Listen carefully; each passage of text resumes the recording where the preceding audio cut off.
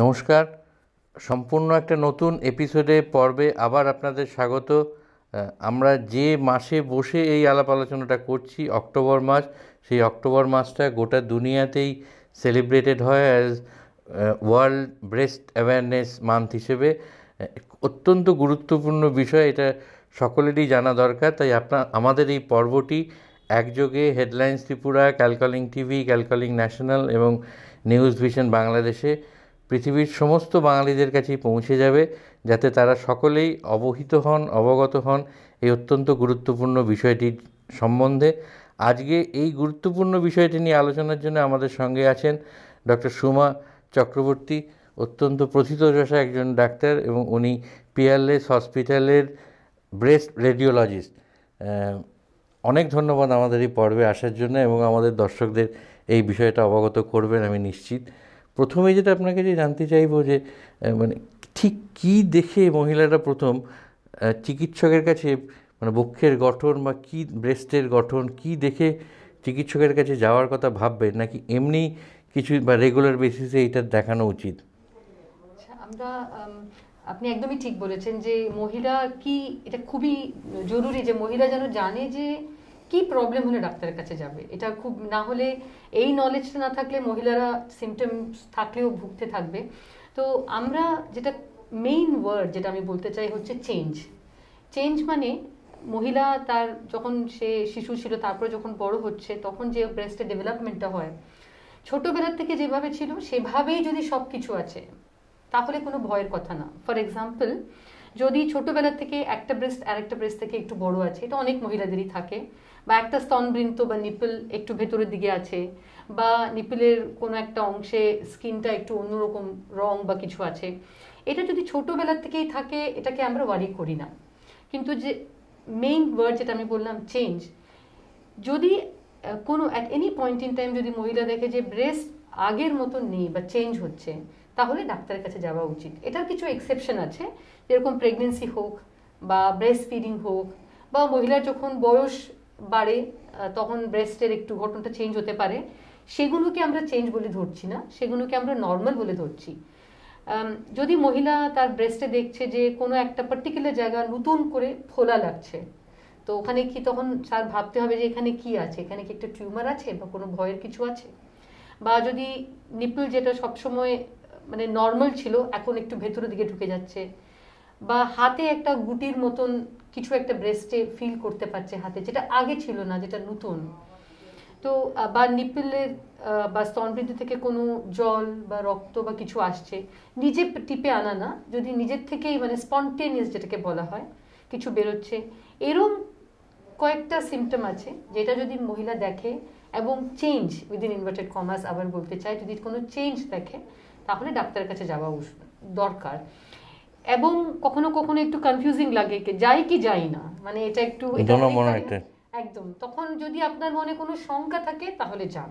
Better is to go and get check করে হয়তো doctor বললো যে একদমই সব ঠিক আছে, কোনো কিছু করবার দরকার নেই, বা হয়তো বলতে পারে যে কোনো একটা টেস্ট করতে হবে, ম্যামোগ্রাম যেটা ব্রেস্টের এক্সরে, বা আলট্রাসাউন্ড, বা কখনো কখনো মহিলাদের সেসব টেস্ট করার পরে হয়তো বায়োপসিও করতে হলো।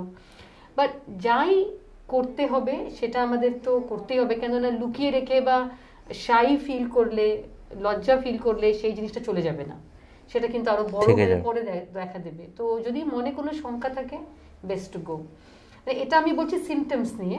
এবার এই সিমটমস যে কোনো বয়সে যে কোনো মহিলা ডাক্তার, এইখানে একটু আমি আপনাকে ইন্টারভিউ করছি যে মানে এই যে কথাগুলো আপনি বলছেন যে কি দেখে যাবে মহিলারা, এখন এই আমাদের যে সমাজটার মধ্যে আমরা আছি সেই সমাজের মধ্যে কিছু কিছু ব্যাপার নিয়ে হয়তো অকারণেই আমরা এমন গোপনীয়তা বা এমন আপনি যেটা লুকিয়ে রাখার কথা বললেন থাকে, যেমন অন্য কিছু একটা অসুখ হলে বাইরের একজন যে হয়তো আমাকে সবসময় দেখছে তিনি ওই চেঞ্জগুলো লক্ষ্য করতে পারেন, কিন্তু এইটা শুধু ওনাকেই, ওই ইন্ডিভিজুয়াল মহিলাকেই লক্ষ্য করতে হবে, ওনাকেই খেয়াল করতে হবে এবং ওনাকেই। তো এইটা থেকে বেরিয়ে কি করে মহিলারা আসবেন, কারণ এটা তো নিজেকেই ফলো করতে হবে। মানে এটাতে আমি বলবো দুটো জিনিস আছে। একটা হচ্ছে নিজেকে ফিজিক্যালি ব্রেস্ট ফলো করে, এটাকে আমরা ব্রেস্ট অ্যাওয়ারনেস বলি। মানে আমরা মিড-20s, মানে প্রায় 25 বছর বয়স থেকে আমরা এক্সপেক্ট করি যে প্রত্যেকটা মহিলা ব্রেস্ট অ্যাওয়ার থাকবে। ব্রেস্ট অ্যাওয়ার মানে কি, নিজের ব্রেস্ট দেখতে কিরকম, ছুলে ফিল কিরকম হয়, ব্রেস্টে হয়তো কোনো একটা অংশ একটু শক্ত, কোনো একটা অংশ হয়তো নরম, কিন্তু নিজের ব্রেস্টকে নিজে একটু জেনারেলি জানা, এটাকে ব্রেস্ট অ্যাওয়ারনেস বলা হয়। এইটা মহিলা ওই 25 বছরের মতন সময় থেকে শুরু করে টিল শি ইজ অ্যালাইভ, মানে জীবন পর্যন্ত করে যাবে, নিজের ব্রেস্টের ব্যাপারে নিজে একটা আইডিয়া রাখবে, এটাকে ব্রেস্ট অ্যাওয়ারনেস বলি। সেভাবে সে চেঞ্জ পিক করতে পারবে। এবং আরেকটা স্টেপ যদি এগিয়ে যেতে চায়, ব্রেস্ট সেলফ এক্সামিনেশন, মানে প্রতি মাসে সে নিজের ব্রেস্টকে নিজেই এই আঙ্গুল দিয়ে ব্রেস্টের পুরো টপ টু বটম নিজেই চেক করবে। এবং কিছু যদি পায় গুটির মতন বা ঢেলার মতন, কেননা ব্রেস্ট ক্যান্সার সবচেয়ে কমন ওয়েতে প্রেজেন্ট করে হচ্ছে পেইনলেস লাম্প, মানে একটা ঢেলা বা গুটি আছে কিন্তু তার মধ্যে কোনো ব্যথা নেই, এটা সবচেয়ে কমন প্রেজেন্টেশন। তো সেরকম যদি কিছু হাতে পায় তাহলে ডাক্তারের কাছে সে যাবে। এবার এটা যাদের এখনো মাসিক আছে সেই বয়সের মহিলারা সবসময় হয়তো মাসিকের আগে বা সবসময় হয়তো মাসিকের পরে করতে হয়, কেননা মাসিকের আগে আরও পরে ব্রেস্টের ফিলিংটা হাত ছুঁয়ে যখন আমরা চেক করি একটু অন্যরকম থাকে টেক্সচারটা, তো কনফিউশন হতে পারে। তাই একটা নির্দিষ্ট সময়ে নিজে ডিসাইড করে নিয়ে মাসে একবার আমরা বলি যে যদি পারে সেলফ এক্সামিন নিজেরা করতে। এগুলো তো ফিজিক্যালি যা মহিলা করতে পারে। আরেকটা আছে যেটা সবচেয়ে আমার মনে হয় আরও গুরুত্বপূর্ণ কারণ কেন মহিলারা আসে না, সেটা হচ্ছে ইমোশনাল অ্যান্ড মেন্টাল রিজনস। সবসময় নিজেকে বাড়ির সব কাজের লিস্টের লাস্টে রাখা বা না রাখা। আমি অনেক এখনো মহিলাদেরকে দেখি যাদের আমি স্ক্যান করে দেখছি যে একটা অবভিয়াস একটা ক্যান্সার আমি দেখতে পাচ্ছি, তো আমি বলছি যে বায়োপসি করাবেন, তো মহিলা আমাকে খুব কমন, এটা একদম মানে খুবই কমন, বলবে যে আমার বাচ্চার 12-এর পরীক্ষাটা হয়ে গেলে কি আমি বায়োপসি করতে পারি, কিংবা আমার মেয়ের বিয়ে হয়ে গেলে কি করতে পারি, 6 মাস পরে বিয়েটা আছে। তো এই যে থট প্রসেস, এটা মানে খুবই ভালো, মায়েরা সবাইকে ভালোবাসে, এটা আমরাও চাই, কিন্তু নিজেকে যে নিজের হেলথকে বা নিজের যা দরকার সেই জিনিসটাকে ইম্পর্টেন্স না দেওয়া, এটা চেঞ্জ করা উচিত। কেননা মায়ের যদি কিছু হয় পুরো বাড়ি সাফার করবে। এবং আনফর্চুনেটলি আমাদের দেশে মহিলারা ইয়াঙ্গার এজে, মানে ওয়েস্টার্ন কান্ট্রিজ পাশ্চাত্য দেশের সাথে যদি আমরা কম্পেয়ার করি, তার থেকে 10 বছর আগের এজ গ্রুপের মহিলাদের আমাদের দেশে হচ্ছে, যে কারণে তাদের এখনো ইয়াং বাচ্চারা আছে যাদের পড়াশোনা হচ্ছে, বা যাদের এখনো মা বাবার খুব, সে তো সারা জীবনই দরকার আছে, কিন্তু স্টিল মোর আর কি মা বাবার প্রেজেন্স দরকার। সেই এজ গ্রুপের মহিলারা নিজেরা যদি ভেঙে পড়ে, ট্রিটমেন্ট টাইমে না নেয়, তাহলে কিন্তু পুরো বাড়িটা সাফার করবে অ্যাজ ইউজুয়াল, যেরকম যে কোনো হেলথ ইস্যুতে তাই হয়। তো এই মেন্টাল একটা ফ্রেমওয়ার্ক অফ মাইন্ড, যে আই এম অলসো ইম্পর্টেন্ট, আমিও ইম্পর্টেন্ট। এবং যদি আপনারা যারা দেখছেন মহিলারা যদি আপনাদের গিল্টি ফিল করে নিজের ব্যাপারে ভাবতে, আপনারা এটা ভাববেন যে আপনারা ভালো থাকলে আপনার ফ্যামিলি ভালো থাকবে, এইভাবে ভাবতে পারেন। ভেবে নিজের ব্যাপারে একটু ভাবা, নিজের উপরে একটু নজর রাখা। এবং এরকমও আছে কিছু কিছু মহিলারা আসে না, ভাবে যে সংসারে পয়সা নেই, হয়তো আমি গেলে কষ্ট হবে, কিন্তু যদি আমরা মানে ইনভেস্টিগেশন না করি, টেস্ট না করি, ডায়াগনোসিস না পাই, এই জিনিসটা যদি এটা ক্যান্সার বা কিছু এরকম একটা জিনিস হয়, ওটা কিন্তু যাবে না, পরে আরো কঠিন মানে ওয়েতে ওটা আরো আমরা খরচাটা ইভেন্চুয়ালি অনেক হয়তো বেড়ে যায়, খরচাটা বেশি। আর ব্রেস্ট ক্যান্সারে একটা যেটা খুব একটা, মানে ক্যান্সার শুনলে সবাই আমরা ভয় পাই, কিন্তু তার মধ্যেও একটা কিছু ছোট একটা সৌন্দর্য আছে, সেটা হচ্ছে যখন ব্রেস্ট ক্যান্সার ছোট মানে আর্লি স্টেজে যদি ডিটেক্ট করা যায়, সেই মহিলা তার লাইফ স্প্যানটা, আরেকটা যদি মহিলা আপনি নিন যার কোনোদিনই ব্রেস্ট ক্যান্সার ছিল না, ওদের একই, যদি খুব ছোট থাকতে ডিটেক্ট করা যায় তার খুব সুন্দর ট্রিটমেন্ট আছে। যেহেতু আনফর্চুনেটলি এটা খুব কমন ক্যান্সার, মানে ইন্ডিয়াতে সবচেয়ে কমন ক্যান্সার এখন মহিলাদের মধ্যে এটাই, সারা বিশ্বে 25% ক্যান্সার অ্যামং উইমেন হচ্ছে ব্রেস্ট ক্যান্সার। তো অনেক রিসার্চ হয়েছে এটা নিয়ে, যার ফলে অনেক ভালো ট্রিটমেন্ট অপশনস আছে। তো এইটা যেরকম আমি চেঞ্জ বলেছিলাম একটা ওয়ার্ড, আরেকটা ওয়ার্ড কিওয়ার্ড হচ্ছে আর্লি ডিটেকশন। আর্লি ডিটেকশনে মহিলা বাঁচা না বাঁচার মানে মানে এক্স্যাক্ট কিরকম বলি আমি, একটা আর্লি ডিটেকশনে মহিলা হয়তো একদম নর্মাল লাইফ বাঁচছে, তাই যদি খুব লেট স্টেজে ডিটেক্ট হয়, যেটা আনফর্চুনেটলি আমাদের দেশে হয়, 50% মহিলারা আমাদের দেশে দেরিতে প্রেজেন্ট করে, যখন আর কি আমরা ওদেরকে বাঁচাতে পারি না, ট্রিটমেন্ট দিয়ে কয়েকটা বছর হয়তো ওরা বাঁচলো বা কয়েকটা মাস, ডিপেন্ড করে কখন ওরা আসছে। তো এই late presentation versus early presentation মানে আকাশ পাতাল ডিফারেন্স আছে। তো তার জন্যে আর্লি ডিটেকশন ওয়ার্ডটা খুব ইম্পর্টেন্ট। এবং কোনো একটা যদি সিমটম থাকে আগে জেনে যায়। আরেকটা জিনিস আমি বলতে চাই, যেটাও আবার মেন্টাল জিনিসে আসে, ওরা ভাবে যে আমি যদি যাই ডাক্তারের কাছে ক্যান্সার ধরা পড়বে। এবার মোর দেন 80% টাইমস যখন পেশেন্ট আমাদের কাছে আসে, আর আমি একজন রেডিওলজিস্ট, আমি বিভিন্ন রকমের টেস্ট করি, আমরা যখন ম্যামোগ্রাফি করি বা আল্ট্রাসাউন্ড করি 80% অফ দ্য টাইমস ওটা কিন্তু ক্যান্সার থাকে না। গুটি নিয়ে আসলো বা নিপল ডিসচার্জ বা অনেক রকমের ডিসিজ আছে, ব্রেস্টের ডিসিজ মানে ব্রেস্ট ক্যান্সার নয়। তো এই যে 80% মহিলাদেরকে আমরা রিঅ্যাসিওর করতে পারি, ওনাদের যা সিমটম তার ট্রিটমেন্ট দিতে পারি এবং তাদের ক্যান্সার নয়। এটা ভাববেন যে কোনো যদি সিমটম আছে, হয়তো আপনার ওটা ক্যান্সার নয়, কিন্তু ওটারও একটা উপায় আমরা খুঁজতে হবে, ওটারও ট্রিটমেন্ট করতে হবে। আর যদি বাই চান্স ওটা ক্যান্সার, এনি অ্যাবনরমালিটি, কেননা নন ক্যান্সারাস টিউমার আছে যেগুলো ক্যান্সার নয়, কিন্তু তার থেকে নিপল থেকে বা স্তনবৃন্ত থেকে জল বেরোতে পারে। এটাও একটা ইরিটেটিং যে রক্ত বেরোচ্ছে বা জল বেরোচ্ছে ফ্রম দ্য নিপল, তো এটারও ট্রিটমেন্ট করতে হবে। ব্রেস্টে ইনফেকশন হতে পারে, ওটাকেও ট্রিট করতে হবে। এরকম অনেক কিছু আছে। মানে nipple discharge doesn't necessarily mean cancer. একদমই না। নিপল ডিসচার্জে যদি একটা মহিলা আমার কাছে আসে, ডিপেন্ড করে আপনি কোন পেপার পড়ছেন, 5 to 21% টাইমস, মানে 5 থেকে 21% টাইমস ওটা ক্যান্সার হতে পারে। বাকি এই যে 79 to 95% of the times it is not breast cancer. ও, তার মানে হায়ার প্রবাবিলিটিটা হচ্ছে না হওয়ার। তো কিন্তু খুব ভালো ট্রিটমেন্ট আছে, ওটাতে অনেক রকমের কারণ আছে। কখনো ইনফেকশন, কখনো আমরা ডাক্ট একটেসিয়া বলি, ওটা ডাক্টের একটা প্রবলেম, মানে যেই ডাক্টে বা যেই দুধের যে নালী আছে তার প্রবলেমে হতে পারে, যেটা নন ক্যান্সারাস প্রবলেম, বা দুধের নালীর মধ্যে টিউমার কিন্তু ক্যান্সার নয়। এটা হচ্ছে কমনেস্ট রিজন। তো যদি কোনো সিমটম থাকে, better to go and get checked, কেননা হয়তো ওটা ক্যান্সারই না, তখন পেশেন্টও খুব মানে রিল্যাক্স করতে পারে। আর আমাদেরও একটা অপরচুনিটি যে পেশেন্টের যা সিমটম সেটাকে আমরা টাইমলি ভাবে ট্রিট করতে পারি। তো এই ভয়টা যেন না থাকে যে গেলেই কিছু খারাপ ধরা পড়বে, এটাও একটা ইম্পর্টেন্ট। এমনি সাধারণত কোন বয়সের মহিলাদের অ্যাটলিস্ট প্রবণতাটা বা সম্ভাবনাটা বেশি থাকে?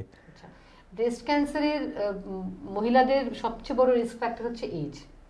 তো যত এজ বাড়বে অত ক্যান্সার হওয়ার রিস্ক বাড়বে। যেরকম একটা গুটি নিয়ে যদি একটা 85-year-old লেডি আমার কাছে আসে, তাহলে তার ক্যান্সার হওয়ার চান্সটা অনেক বেশি। তাই যদি সেই গুটিটাকেই ফিল করতে যদি সেরকমই লাগছে, কিন্তু একটা ইয়াঙ্গার মহিলা হয়তো 30 বছরের কম বা 20 বছরের কম আসে, তাহলে chance of breast cancer less than 2%। তো অনেকটা ডিফারেন্স হয়। আউটসাইড মানে রেস্ট অফ দ্য ওয়ার্ল্ডে ইউজুয়ালি একটা অ্যাভারেজ এজ হচ্ছে ইন 50s, কিন্তু আমাদের দেশে আমি যেভাবে আগে বলেছি 10 years আগে হয়। তো ইভেন ইন 40s আমরা অনেক মহিলাদের দেখছি যাদের ব্রেস্ট ক্যান্সার হয়। তো এই জন্যে 40 ইয়ার্সের পরে আমাদের একটা কনসেপ্ট আছে, এটাও একটা নতুন কনসেপ্ট যদি কেউ না জানে, ব্রেস্ট স্ক্রিনিং। অনেকেই জানে, আমি শিওর পেপারে আসে অনেক। ব্রেস্ট স্ক্রিনিং মানে মহিলার কোনো সিমটম নেই, কিন্তু ও প্রতি বছর নিজের ব্রেস্টের উপরে নজর রাখে। তো এটা আমরা বলি 40 ইয়ার্সের পরে ইয়ারলি ওয়ান্স।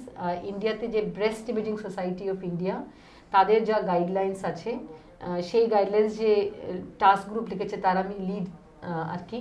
তো আমরা যা ভাবলাম ফর ইন্ডিয়া বেস্ট হচ্ছে from the age of 40 every year, বছরে একবার মহিলা এসে, যেরকম আপনাদের বাড়ির কাছে হাসপাতালে হয়তো চেক আপ প্যাকেজেস যেরকম আমাদের হসপিটালেও আছে প্যাকেজ, ওরকম থাকবে।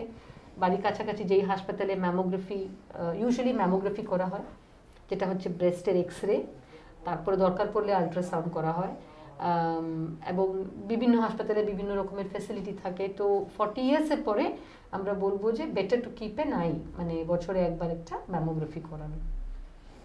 মানে এটা হসপিটালে গিয়েই তো করতে হবে এটা, বা এই হসপিটালে বছরে একবার যাওয়া ছাড়া সারা বছর নিজে থেকে করা যায় এরকম কিছু স্টেপস বা মেজার্স আছে? হ্যাঁ, নিজের থেকে যেটা ব্রেস্ট অ্যাওয়্যার থাকা, নিজের ব্রেস্টের ব্যাপারে জানা, আর ব্রেস্ট সেলফ এক্সামিনেশন যেটা মাসে একবার নিজেকে নিজে চেক করা, এটা মহিলা সবসময় করতে পারে, এর জন্য আর ডাক্তারের প্রয়োজন নেই।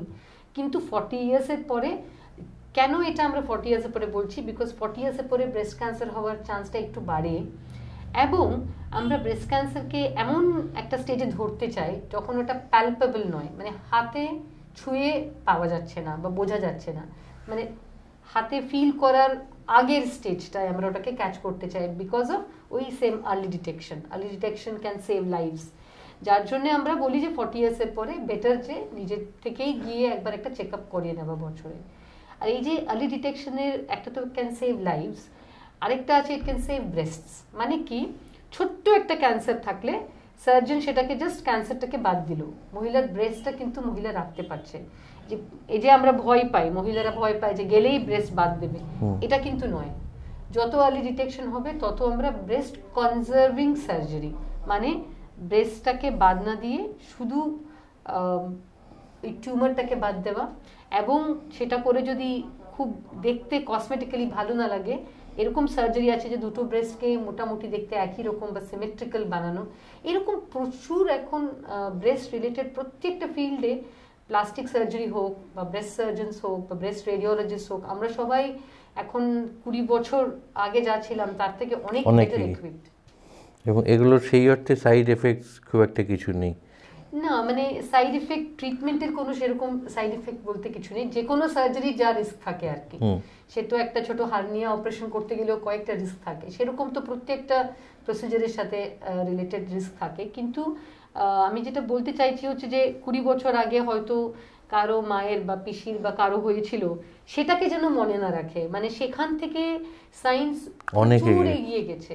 মানে এখন যেরকম একটা ছোট যদি টিউমার থাকে 5 মিলিমিটার, 1 সেন্টিমিটারেরও ছোট টিউমার, সার্জন হাতে ছুতে পারছে না, তখন আমি অ্যাজ এ রেডিওলজিস্ট আল্ট্রাসাউন্ড গাইডেন্সে একটা ওয়্যার দিয়ে দেবো সেই জায়গায়, সেই ওয়্যারটাকে ফলো করে সার্জন সেই টিউমারটাকে বাদ দিয়ে দেবে। মানে এরকম অনেক কিছু এখন হয়েছে যেখানে ছোট ছোট টিউমারকে আমরা আর্লি পিক আপ করতে পারছি, আর্লি ট্রিট করতে পারছি, যার জন্য কি হচ্ছে পেশেন্টের ব্রেস্ট এবং পেশেন্টের লাইফ আমরা সেভ করতে পারছি। তো এবং আরেকটা জিনিস হচ্ছে, অনেকে বাড়ি থেকে কারো যদি হয়ে থাকে সেই ভয়ে নিজেরা আর চেক আপে যায় না। কিন্তু ব্রেস্ট ক্যান্সার অনেক, মানে যদিও আমরা একটা ওয়ার্ড ব্রেস্ট ক্যান্সার বলি, তাতে কিন্তু অনেক টাইপস আছে।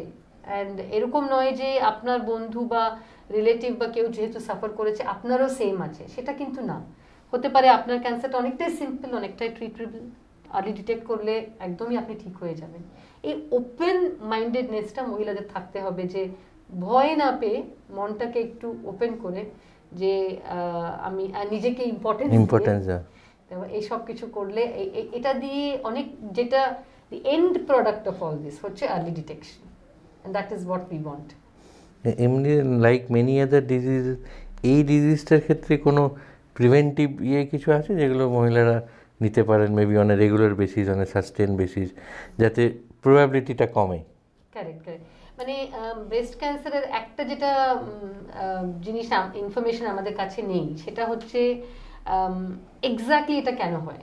মানে কোনো একটা ভাইরাস বা কোনো একটা ব্যাকটেরিয়া বা কোনো একটা খাবার খেলে বা কিছু হলে ব্রেস্ট ক্যান্সার হয়, এটা যদি আমরা, এই ইনফরমেশন যদি আমরা আশা করছি হবে ইন ফিউচার, এখন যদি থাকতো ইজি হতো যে এই জিনিসটা আমি করলাম না, বা এই ইনফেকশনটা আমি অ্যাভয়েড করলাম, বা ইনফেকশন হলে আমি ট্রিটমেন্ট নিলাম, এটা। কিন্তু যেহেতু ব্রেস্ট ক্যান্সার খুবই কম, প্রচুর রিসার্চ হয়েছে, আর সেই রিসার্চে we have identified some risk factors. এটা এক্সাক্ট কজ নয় ফর ব্রেস্ট ক্যান্সার, কিন্তু রিস্ক ফ্যাক্টর, যেরকম obesity is a risk factor, specially post menopausal obesity, মানে বয়স হওয়ার পরে যখন নর্মালি মহিলার মাসিক বন্ধ হয়ে যায়, তারপরে ওই স্টেজে ওয়েট পুট অন করা, এটা কিন্তু ব্রেস্ট ক্যান্সার, বয়সটাও হচ্ছে, এইটা কিন্তু ব্রেস্ট ক্যান্সারের রিস্কটাকে বাড়ায়। Even in general eating healthy food, avoid canned food, tinned food, পুরনো খাওয়া, instead of that green leafy vegetables, good food, smoking avoid করা, ড্রিঙ্কিং অ্যাভয়েড বা খুব মানে নাই করা ভালো, বা করলেও খুব কম, এক্সারসাইজ খুবই ভালো। ইভেন ঘরে যে আমরা কাজ করি, বলা হয় যে 4 to 7 hours of moderate to strenuous exercise যদি করি, মানে ওটা তাতে ঘর করানো, ঘর মোছা সব ইনক্লুডেড, তো ঘরের কাজও যদি 4 to 7 hours in a week করি, তাহলে more than 20% reduction in risk of breast cancer. আরেকটা স্টাডি দেখিয়েছে যে 3 বা 3 থেকে বেশি সন্তান থাকলে সেই মহিলার রিস্ক ফ্যাক্টর কমে। এই কারণটা হচ্ছে যে মহিলার লাইফ টাইমে একটা মেজর যে ফিমেল হরমোন কাজ করে, ইস্ট্রোজেন, এইটা প্রেগনেন্সি এবং ব্রেস্ট ফিডিং টাইমে কমে যায়, এবং আরেকটা নতুন হরমোন বেশি কাজ করে, প্রোজেস্টেরন। তো এই প্রজেস্টেরন যতক্ষণ প্রেডমিনেন্ট হরমোন, মেইন হরমোন থাকে, তখন ইস্ট্রোজেনটা অটোমেটিক্যালি কম আছে। এই যে ইস্ট্রোজেন থেকে যে ব্রেক পায় ব্রেস্ট, এটা খুব ইম্পর্টেন্ট। যার জন্য বলা হয় যে যাদের একটু আর্লি বাচ্চা, মানে খুব লেট করে বাচ্চা না করে একটু আর্লি বাচ্চা করা, লং ডিউরেশনের জন্য ব্রেস্ট ফিড করা, এটা কিন্তু খুব প্রোটেক্টিভ ফর দ্য উমেন। তো এরকম কয়েকটা লাইফস্টাইল মানে চেঞ্জেস বা লাইফস্টাইল এফোর্ট মহিলারা দিতে পারে, যেখানে আর কি রিস্কটাকে একটু কমানো যায়। কিন্তু এক্স্যাক্ট একটা বা দুটো ওই কজটা নেই। তার মানে আগেকার দিনে যখন খুব আর্লি ম্যারেজ ছিল, বা ধরুন যেটা বললেন লোকে ঘরের কাজ অনেক বেশি করতো, ওই ন্যাচারাল কারণগুলোই অনেকটা একটা প্রিভেনশন করে দিত। একদম প্রিভেনশন করতো। এবং যেরকম বাচ্চা এই 25 ইয়ার্সে 26 ইয়ার্সে বাচ্চা হলে এই যে বডিটা ইস্ট্রোজেন থেকে একটা ব্রেক পায়, এটার একটা প্রোটেক্টিভ ইফেক্ট আছে। এখন আমরা সবাই মেয়েরা সবাই আমরা পড়াশোনা করছি, করাও উচিত, পড়াশোনা করছি, একটু দেরিতে বিয়ে করছি, দেরিতে একটু বাচ্চা হচ্ছে। আমি এটা বলছি না যে পড়াশোনা বন্ধ করে দেবেন, কেননা আমিও একটা person who did not have children very very early. So আমি একদমই ভালো করে বুঝতে পারি যে লাইফে ডিফারেন্ট প্রায়োরিটিস থাকে। কিন্তু যদি অপশন থাকে, আপনার লাইফটা যদি সেভাবে যায় যে আপনি রিলেটিভলি মানে খুব লেট করে বাচ্চা না করে রিলেটিভলি একটু আর্লি করতে পারেন, there is no reason to put it off. এটাকে জাস্ট মনে রাখলে তারপরে you fit it into your life as you can. মানে সবার লাইফ এক নয়, এবং পড়াশোনাও খুব ইম্পর্টেন্ট। অ্যান্ড এটাও আছে, মেয়েদের একটা ভয় থাকে যে বিয়ে হয়ে গেলে আমার আর পরে পড়াশোনা হবে না। তো সবকিছু আমরা পুট ইট অ্যাসাইড অ্যান্ড পড়াশোনা করি। তো এরকম না, এখন তো ওয়ার্ল্ডটাও চেঞ্জ হচ্ছে, ছেলেদের perspective is changing, women's perspective is changing, পড়াশোনা অনেকে করছে আফটার ম্যারেজ। তো you see if it fits into your life, and if you can not postpone having children for till you're 35 or 36, maybe better to have it in late 20s or mid 20s or ওরকম আর কি। এটা কোনো একটা আরেকটা জিনিস মনে রাখতে হবে, এই রিস্ক ফ্যাক্টরস এরকম নয় যে আমি এই রিস্ক ফ্যাক্টর অ্যাভয়েড করলে আমার ব্রেস্ট ক্যান্সার হবেই না, এই গ্যারেন্টি কিন্তু নেই। আমি অনেক মহিলাদের দেখেছি যাদের অনেক মানে প্রায় কোনো রিস্ক ফ্যাক্টর নেই, বাট আনফর্চুনেটলি ওদের ব্রেস্ট ক্যান্সার হয়েছে। উল্টোটাও দেখেছি। তো রিস্ক ফ্যাক্টরসকে আমরা মনে রেখে যত পারি রিস্ককে অ্যাভয়েড করতে হবে, but that does not guarantee, so we can not completely change our lives for it, but যতটা পারা যায় we can try to avoid these risks. And there is no one size fits all strategy or unfortunately নেই। সেটা যখন আমরা বুঝবো যে breast ক্যান্সারটা exactly কোন কারণে হয়, যেরকম অ্যাবাউট 5 to 10% আমরা জানি জেনেটিক, কিন্তু বেশিরভাগ ব্রেস্ট ক্যান্সারে কোনো জেনেটিক প্রেডিসপোজিশন থাকে না, এন্ড কি কারণে হয় আমরা জানি না। যখন এক্স্যাক্ট রিজনটা জানতে, এই যে অনেকে একটা খুব চালু ধারণা আছে যত ওয়ার্কিং উইমেনের সংখ্যা বাড়ছে, লোকে বাইরে বেশি বেরোচ্ছে মহিলারা, এটা কি মানে ইটস এ মিথ না এটা সত্যি কারণের সঙ্গে কিছু হচ্ছে? মহিলারা বাইরে বেরোচ্ছে তার জন্য ওদের ব্রেস্ট না, ক্যান্সার বিকজ অনেকে দেখা যাচ্ছে যে ওয়ার্কিং উইমেনের মধ্যে স্মোকিং টেন্ডেন্সি বলুন, ড্রিঙ্কিং হ্যাবিট বলুন, বা মানে লাইফস্টাইলটা অন্যরকম হয়ে যাচ্ছে, তার জন্য কি বাড়ছে এরকম কিছু ব্যাপার না? যে না, আমার কি মনে হয় ওয়ার্কিং উইমেন এই কনসেপ্টটা খুবই important, and for me also it's very precious and very important. যেটা মহিলা আর্থিকভাবে বা ইকোনমিক্যালি সে ইন্ডিপেন্ডেন্ট আছে, এটা খুবই দরকার। তো আমার মনে হয় না যে women going to work is causing the problem. হ্যাঁ, আমরাও অনেক women we are going to work, we don't smoke, we don't drink. বেশিরভাগ ইন্ডিয়াতে এখনও তাই অবস্থা যে we don't smoke, we don't drink. তো আমার মনে হয় গোয়িং টু ওয়ার্কের সাথে ব্রেস্ট ক্যান্সারের কানেকশন নেই। এবার if they are smoking more, yes, that increases the risk. If they are drinking too much alcohol, that increases the risk. So আমার মনে হয় যে going to work itself is not a risk factor, definitely. ওর সঙ্গে যদি অন্য ব্যাপারগুলো আসে তখনই ওর সঙ্গে ওই অন্য ব্যাপারগুলোর সাথে হতে পারে যে there may be an association, কিন্তু আমি এখনো এটাই বিলিভ করতে চাই যে ওয়ার্কিং উমেন অ্যান্ড স্মোকিং এটাকে ডাইরেক্টলি আমরা মানে কিরকম বলি, মানে আমার হাসপাতালে যেরকম আমার ম্যামোগ্রাফার যারা আমরা ম্যামোগ্রাফি করে, আমাদের ফুল উইমেন্স টিম, কেননা পুরুষদের সাথে মহিলারা কমফোর্টেবল ফিল করে না, দে আর ওয়ার্কিং উইমেন, ডাক্তাররা ফিমেল সার্জনস আছে, যত লোককে আমি চিনি আমরা কেউই স্মোক বা ড্রিঙ্ক ওরকমভাবে করছি না।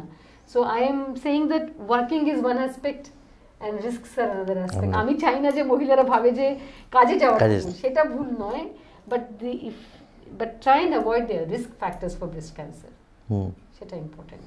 তেমনি ধরুন এই মাসটা যেহেতু একটা যেরকম আমরা সবাই, আপনিই বললেন যে ওই গ্লোবাল ব্রেস্ট অ্যাওয়ারনেস মান্থ। এই মাসটাকে সামনে রেখে আপনি মহিলাদের জন্যে কি বলতে চাইবেন?